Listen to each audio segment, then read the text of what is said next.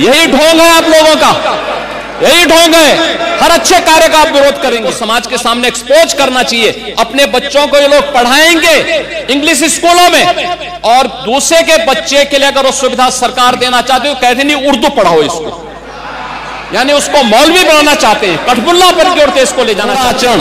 और जाकी रही भावना जैसी प्रभु मूर्ति देखी तिन तैसी, यह तो आचरण आप लोगों का है कि विभिन्न बोलियों को, भोजपुरी, अवधी, ब्रज और बुंदेलखंडी को इस सदन में सम्मान मिल रहा है। और हमारी सरकार तो इन सब के लिए एक एकेडमी का भी गठन, अलग अलग एकेडमी के गठन की कार्रवाई को भी आगे बढ़ा रही है। ये सभी हिंदी की उपभाषाएं हैं, यानी हिंदी की बेटियां हैं।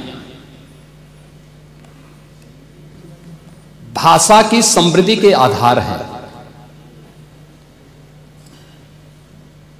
और हमें इसका स्वागत करना चाहिए। ये सदन साहित्य केवल विशुद्ध साहित्यिक और व्याकरण से के विद्वानों की नहीं है, आम जन का प्रतिनिधित्व करने वाले माननीय सदस्य समाज के विभिन्न तबके से आए हैं। अंतिम पायदान पर बैठे हुए व्यक्ति की आवाज को भी इस सदन में मुखरता मिले, इसके लिए अगर किसी को हिंदी में वह धारा प्रवाह नहीं बोल सकता तो उसको भोजपुरी में भी अपनी बात को रखने का अधिकार मिलना चाहिए, अवधी में, ब्रज में या बुंदेलखंडी में उसको रखने का अधिकार मिलना चाहिए। ये कौन सी बात हो गई कि भोजपुरी में ना बोले, अवधी में ना बोले, इसका विरोध अंग्रेजी का, बुंदेलखंडी में ना बोले और उर्दू की आप वकालत कर रहे हैं। ये बड़ी विचित्र बात है। आप मुझे बताइए, मैं इसीलिए कहता हूं कि आप समाजवादियों का चरित्र ही इतना दोहरा हो चुका है, इतना दोहरा हो चुका है कि अपने बच्चों को भेजेंगे इंग्लिश पब्लिक स्कूल में और दूसरों के बच्चों को बोलेंगे कि एक गांव के उस विद्यालय में पढ़े जहां संसाधन भी नहीं है। ये दोहरा आचरण और जाकी रही भावना जैसी प्रभु मूर्ति देखी तिन तैसी, यह तो आचरण आप लोगों का है।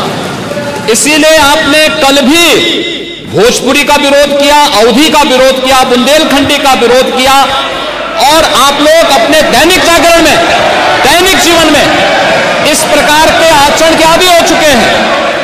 और इसलिए अध्यक्ष जी, इसका अभिनंदन हम लोग करते हैं और इन बोलियों को सम्मान मिलना चाहिए। इनके संरक्षण के लिए ही हमारी सरकार भोजपुरी एकेडमी का गठन कर रही है, अवधी एकेडमी का गठन कर रही है संत तुलसीदास जी के नाम पर।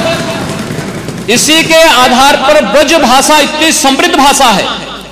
सूरदास जी ने अपनी सभी रचनाएं उसी भाषा में दी हैं। संत तुलसीदास जी ने अपनी कालजयी रचना रामचरितमानस, जो इस सदन में ही नहीं, उत्तर भारत के अंदर और भारत से प्रवासी हुए जितने भी ऐसे लोग हैं जो मॉरिशस में या दुनिया के फिजी में या दुनिया के किसी देश में गए, उनके संकट काल में रामचरितमानस ही तुलसीदास जी का अवधी भाषा में रचा गया, रामचरितमानस ही उनका सहारा बना था।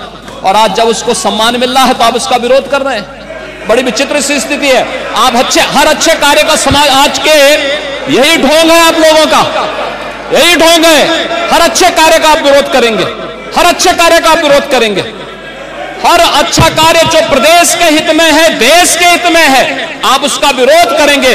और मुझे लगता है इस प्रकार के विरोध की निंदा होनी चाहिए और हम इसका समर्थन करते हैं जो उत्तर प्रदेश की बोलियों को सम्मान मिल रहा है। मैं आपका धन्यवाद करूंगा और विधानसभा सचिवालय को इस बात के लिए धन्यवाद दूंगा।